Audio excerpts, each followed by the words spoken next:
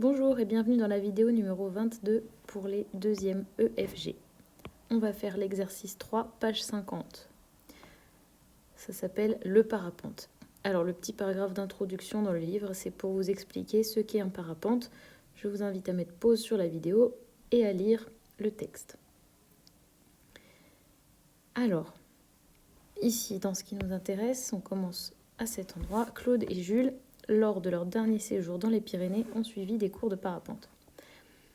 On nous a donné un graphique qui donne les altitudes en fonction de la durée de leur dernier vol. Sur l'axe des abscisses, on voit la durée en minutes et sur l'axe des ordonnées, l'altitude en mètres. La courbe noire correspond au vol de Jules et la courbe rouge correspond au vol de Claude. Et on a toute une belle série de questions. Ça va nous permettre à la fin de remettre le vocabulaire sur les fonctions. Alors, première question. Quel vol a duré le plus longtemps et quelle est cette durée? Alors, celui qui a duré le plus longtemps, c'est celui qui a atterri en dernier. Je regarde ici sur le graphique. C'est la courbe noire qui arrive en dernier, donc c'est Jules. Et la durée du vol était de 90 minutes.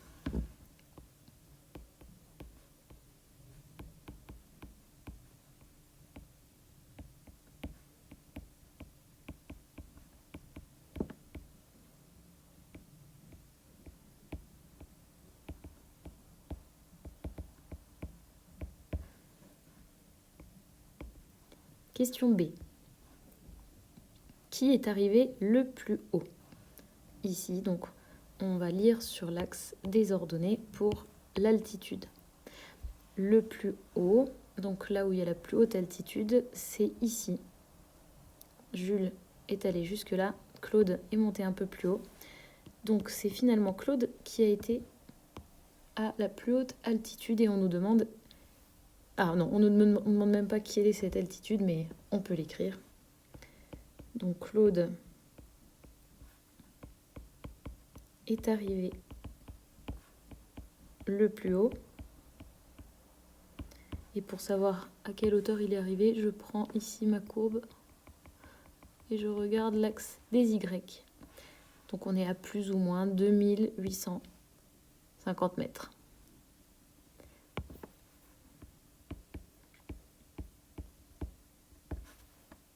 Voilà. Question petit c. À quelles altitudes se trouvent Claude et Jules après 1 heure de vol?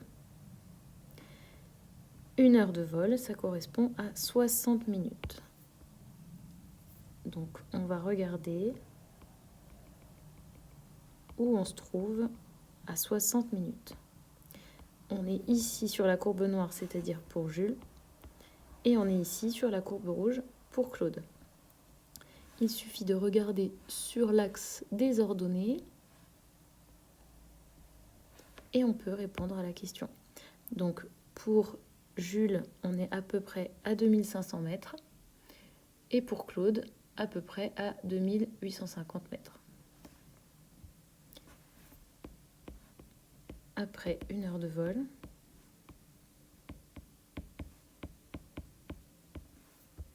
Jules est à 2500 mètres d'altitude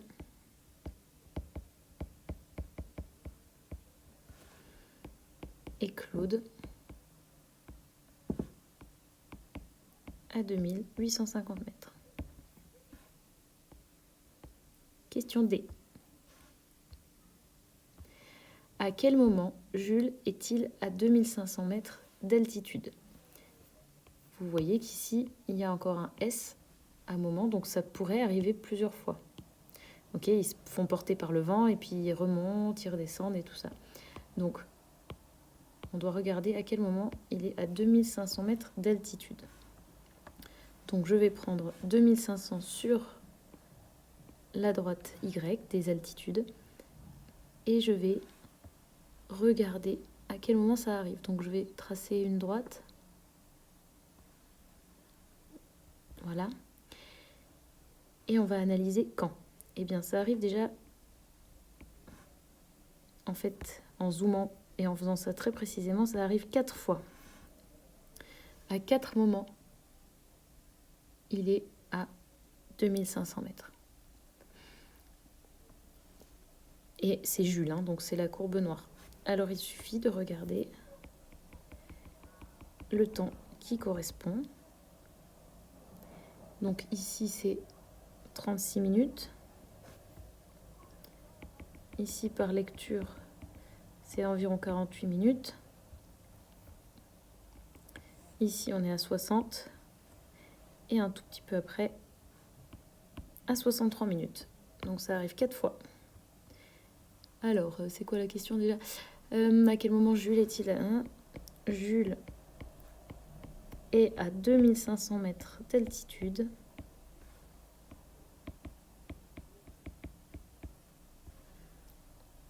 À 36 minutes. 48 minutes. 60 minutes. Et 63 minutes environ. Alors, si maintenant, je résume juste ces 4 questions avec le vocabulaire des fonctions. Qui est l'histoire de la durée du vol. Ça va être ce qu'on appelait l'année dernière le domaine de définition de la fonction. C'est là où la fonction existait. La deuxième question, qui est arrivé le plus haut? Donc en fait, je vais chercher le maximum de la fonction. À quelles altitudes se trouve-t-il après 1 heure de vol? Ça s'appelle déterminer l'image de 60. Et enfin, la question D, à quel moment est-il à 2500 mètres d'altitude? Ça s'appelle trouver les antécédents. Les 4 nombres qu'on a trouvés sont les antécédents de 2500. J'espère que ça vous rappelle des souvenirs. Question E. Quelles sont les altitudes atteintes une seule fois par Claude? Alors, je vais faire le ménage sur mon dessin. Vous pouvez laisser, mais c'est pour que vous compreniez mieux. Donc, on parle de Claude. C'est la courbe rouge. Je veux les altitudes qu'il a atteintes une seule fois. C'est-à-dire, par exemple, si je prends celle-là, 1, 2, 3, 4. Ça va pas. C'est pas ce que je cherche. Par contre, si je me place ici, j'en ai 3 aussi. Et en fait, où est-ce que ça va marcher? Qu'on a un seul point d'intersection. Ça va être sur cette partie-là du trajet, du voyage, du vol. Okay. Alors maintenant, on va voir la question. Est-ce qu'ils ont demandé à combien de temps est-ce qu'on atteint une altitude qui arrive qu'une seule fois? Ou est-ce qu'on nous demande à quelles altitudes ça correspond? Alors, je relis la question. Quelles sont les altitudes? Donc, en fait, entre 1000 et 1500 mètres, Claude les aura atteints une seule fois. Et on exclut 1500 parce que c'est de là qu'ils ont sauté. Et il y a encore un autre endroit où il a atteint une seule fois. Eh bien, c'est tout en haut à son maximum.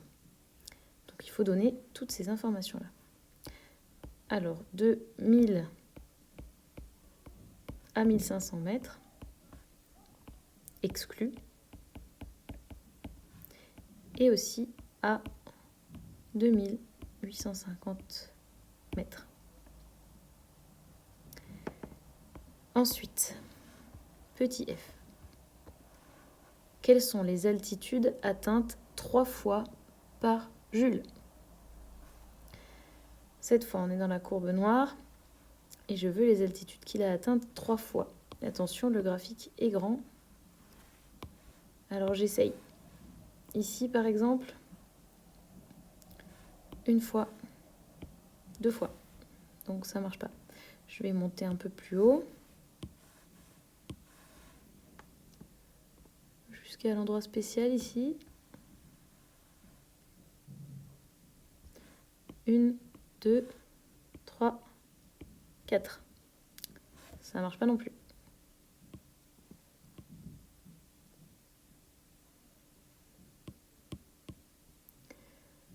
Je vais continuer à monter.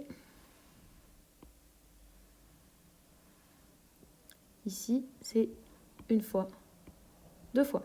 Ça va pas non plus.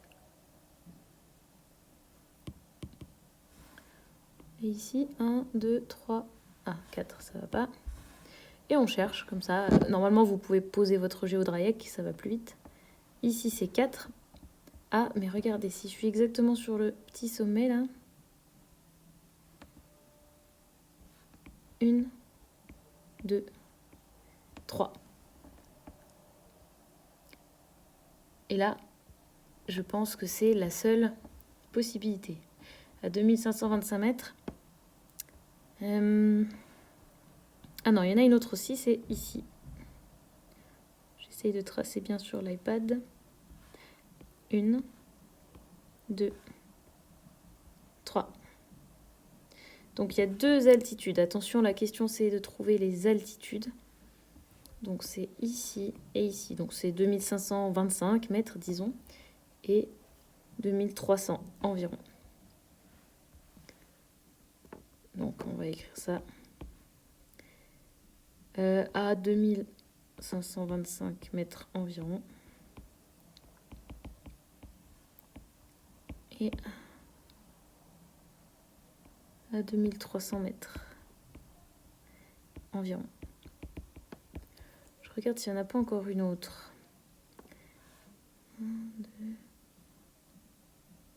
Ah si, je pense que c'est un peu délicat. Il faut vraiment bien tracer là. 1, 2, 3. Non, là ça touche quand même, quand c'est vraiment bien tracé. Donc je ne vais pas l'écrire la dernière. Hop. On a donc fini la question F. Petit G. Quand Claude est-il à plus de 2500 mètres? Je vais nettoyer mon dessin. Claude, courbe rouge, plus de 2500 mètres. Alors, je vais tracer ici la droite des 2500 mètres. Plus de 2500 mètres, c'est ici. Et la question, c'est quand? Donc, je vais chercher sur l'axe des X ce qui correspond.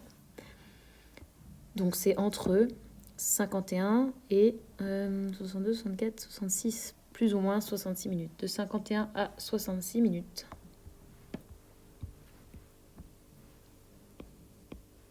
De 51 minutes à 66 minutes environ.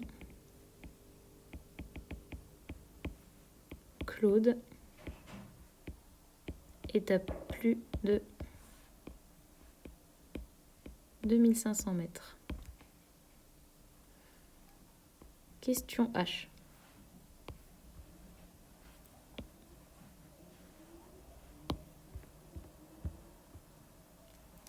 Quand Jules est-il à une altitude supérieure à celle de Claude?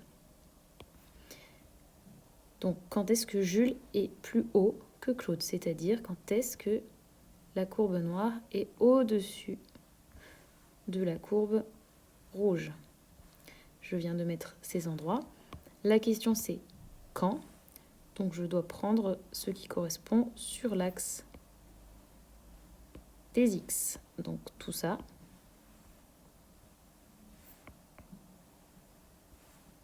Et ça. Et enfin, ici, jusqu'à la fin. Donc, entre 0 et 20 minutes, puis de 30 à 50 minutes, et enfin, de 70 minutes jusqu'à la fin.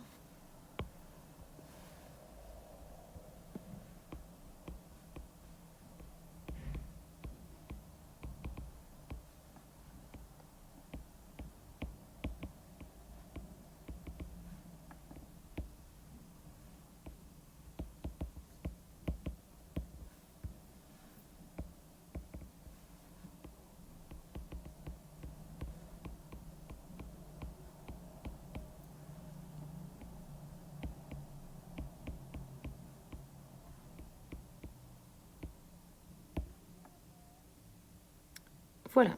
Question I.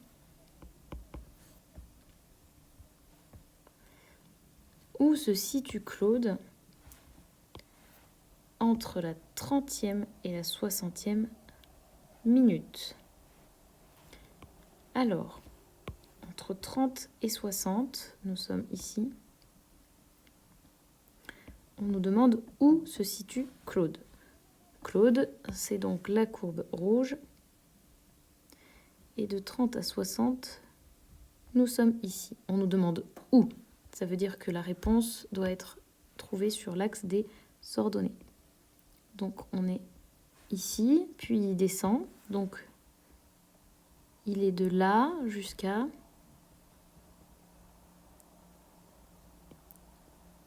ici. Donc on va donner l'altitude qui correspond, je dirais 2050 et 2850. Donc entre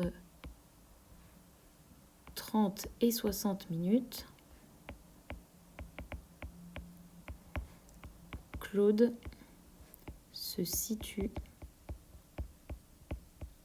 entre 2050 et 2850 mètres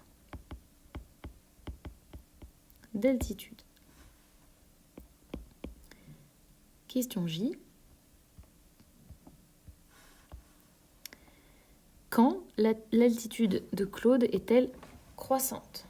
Alors, être croissant pour une fonction, cela signifie que sa courbe monte. Donc, on parle de Claude, courbe rouge, qui est croissante. Donc, quand est-ce que Claude monte? Sur cette partie-là. Sur cette partie-là. Et il ne faut pas oublier sur la petite partie-là encore. La question, c'est quand? Donc, la réponse se trouve sur l'axe des abscisses. De 0 jusqu'à 26. Puis de 38 jusqu'à 60. Et enfin, sur le petit bout là, de 75 à peu près à 77 minutes. Et voilà. Alors, on écrit ça.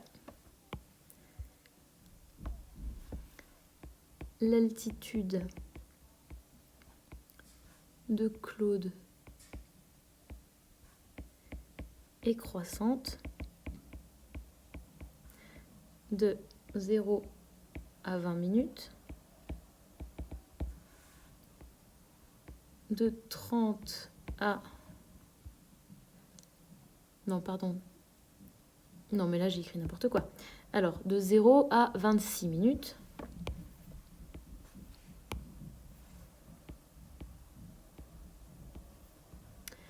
Puis de 38 à 60 minutes. Et de 75 à 77 minutes. Et tout ça, bien sûr, c'est environ. Question J, terminée. Petit K. À quel moment Jules et Claude sont-ils à la même altitude? Pour répondre à cette question, il faut regarder les endroits où les deux courbes se coupent. Alors évidemment, ils sautent tous les deux du même endroit, donc au début, ils sont à la même altitude. Ensuite, ici, ils se retrouvent à la même altitude. Ici aussi. Ici. Ici. Et finalement, tout à la fin aussi, même si ça ne se coupe pas. Quand le premier qui tombe, là, c'est Claude, il a atterri. Ben voilà, il enlève tout son parachute, etc. Mais du coup, il est à la même altitude que l'autre, même s'il arrive un peu après. Donc c'est un peu ambigu. Alors, la question c'est, quelle est cette altitude ou à quel moment ça arrive? Question K, à quel moment? Donc les réponses sont sur l'axe des abscisses. Donc à 0, à 20, à 30, à 49, disons, et à 67. Bon, je peux encore dire évidemment à la fin ou après, mais bon, c'est juste l'interprétation de l'histoire là. Alors, en tout cas, 1, 2, 3, 4, 5 réponses obligatoires à donner. Ils sont à la même altitude.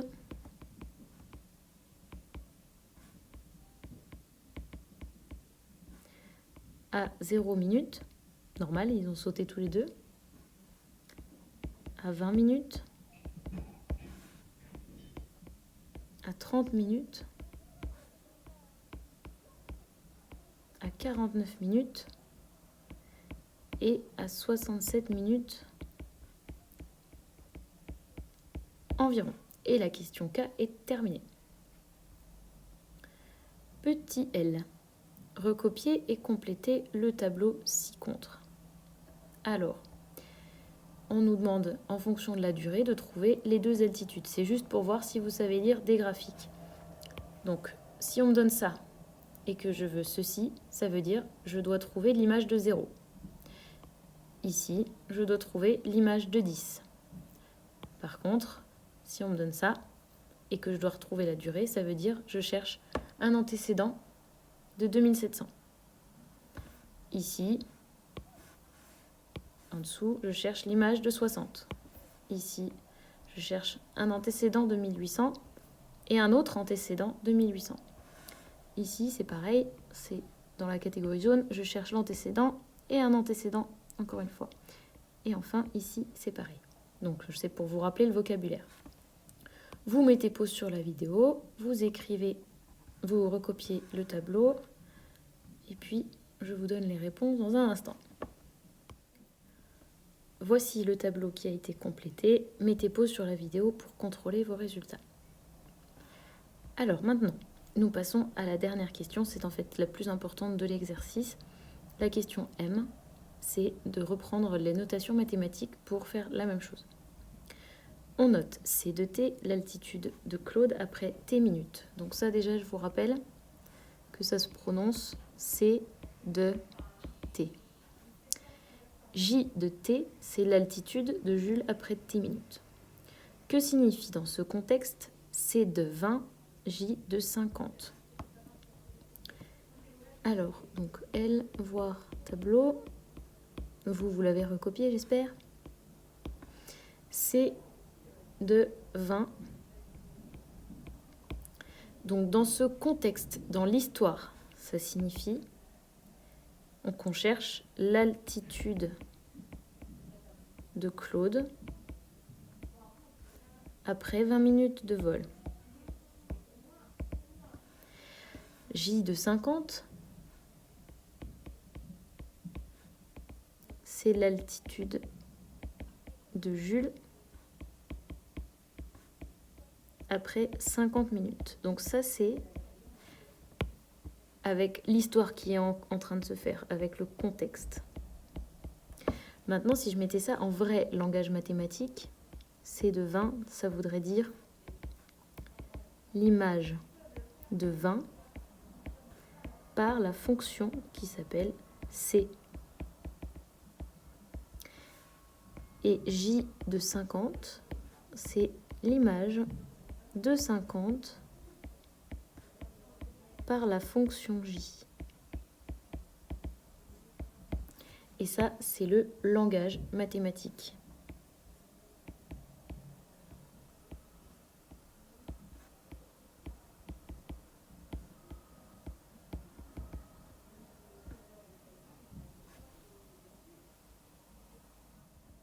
Deuxième tiré de la question. Compléter les égalités. C de 20 égale J de 50 égale.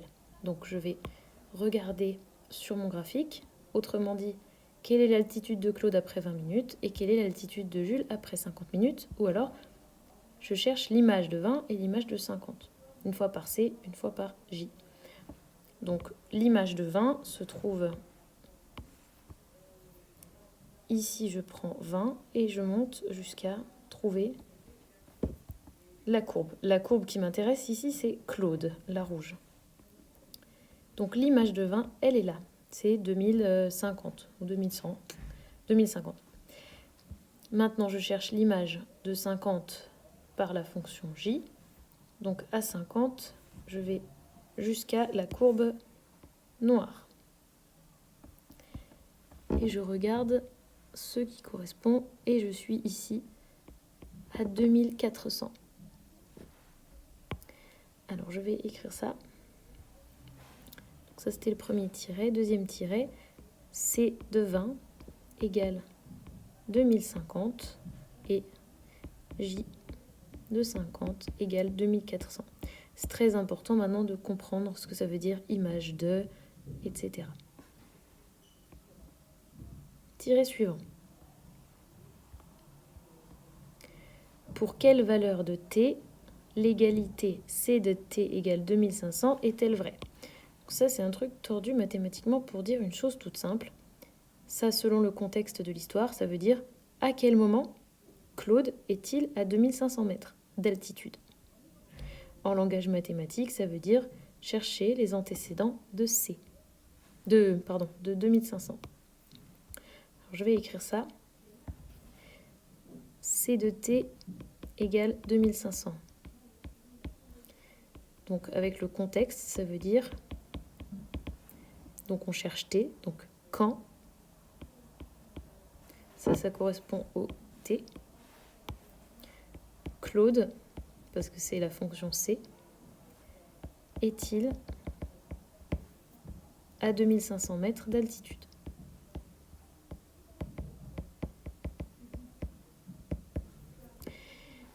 Avec le langage mathématique, ça veut dire chercher les antécédents de 2500. Pour cela, on regarde la courbe. Donc c'est la courbe de Claude, c'est-à-dire la rouge. Les antécédents de 2500. Donc je me place ici et je cherche la courbe. Ici, je vois deux points d'intersection avec la courbe. On en a un ici et on a un ici. Donc on a deux antécédents, c'est-à-dire il y a deux moments du vol où il était à 2500 mètres et c'est environ 50 et environ 62, 4, 6, 66. Donc, je vais avoir deux possibilités, donc environ 50 ou t environ 66 minutes. Donc la question c'était pour quelle valeur de t? Donc j'ai très bien répondu en disant t égale ou t environ égale. Bien sûr, si la question c'était quand Claude est-il là, on répondrait à 50 minutes avec des phrases. Et on pourrait aussi encore dire les antécédents de 2500 sont 50 et 66. Là, j'ai juste répondu de la même façon qu'on m'a posé la question. Alors maintenant, on doit faire la même chose. Chercher les antécédents de 1600, mais cette fois, c'est avec l'histoire de Jules. Donc, je vous passe l'histoire. En contexte, ça veut dire quand Jules est-il à 1600 mètres d'altitude?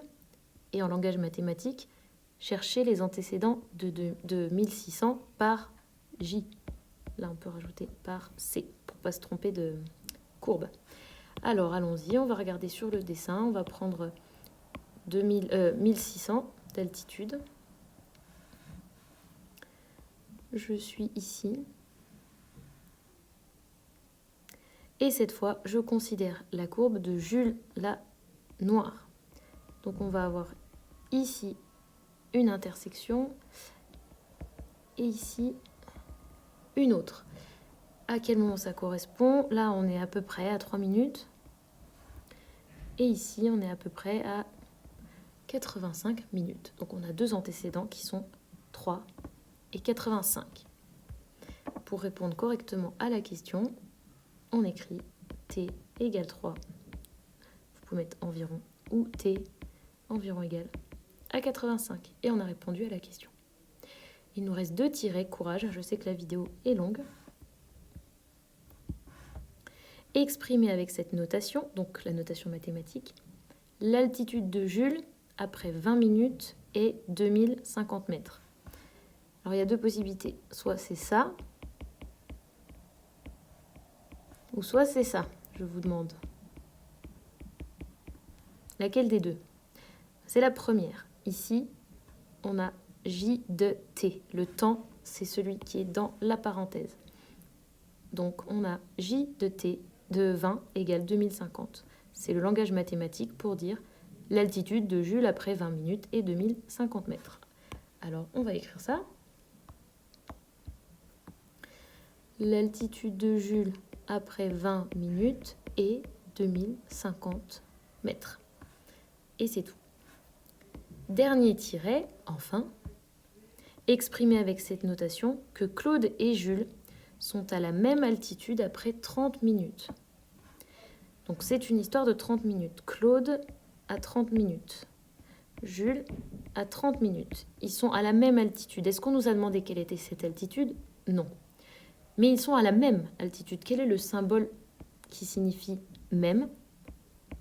Eh bien, c'est un égal. Donc, on a répondu à la dernière question. Je vais l'écrire ici. C de 30 égale J de 30. Donc, cela signifie Jules et Claude sont à la même hauteur, donc à 30 minutes. Voilà, cette vidéo est enfin terminée. J'espère que vous avez eu le courage d'arriver jusque-là.